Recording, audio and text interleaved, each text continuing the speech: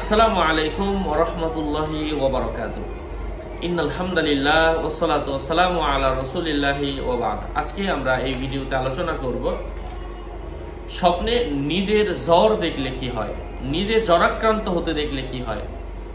আলোচনা বুঝতে সাথেই থাকবেন। যারা এখনো চ্যানেলটি সাবস্ক্রাইব করেননি সাবস্ক্রাইব করতে ভুলবেন না। ভেরিফাই চ্যানেলের ডেসক্রিপশন বক্সে ক্লিক করলে আমার পেজ এবং আইডি আসবে।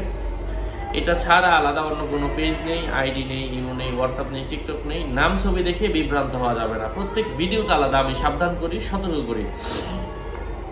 শেখ আবু সাদ বলেন, স্বপ্নে জ্বর দেখার ব্যাখ্যা শুভ নয়, কেননা মৃত্যুর পূর্ব লক্ষণ এবং আজরাইল আলাইহিস সালাতু ওয়াস সালামের দূত নিজেকে জ্বরে আক্রান্ত দেখলে স্বপ্নদ্রষ্টা এমন কোনো কাজ করবে যা তার ধর্ম বিনষ্ট করে দেবে। অবিরাম জ্বর গুনাহের উপর অটল থাকার মর্মবাহী।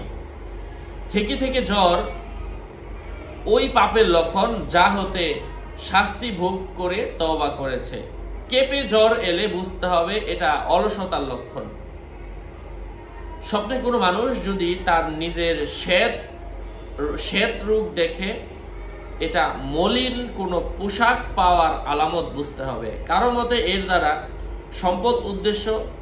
নিজেকে সাদা কালো রেখাযুক্ত কাপড়ে দেখার অর্থ হচ্ছে কুষ্ঠ রোগে আক্রান্ত হওয়ার সম্ভাবনা রয়েছে।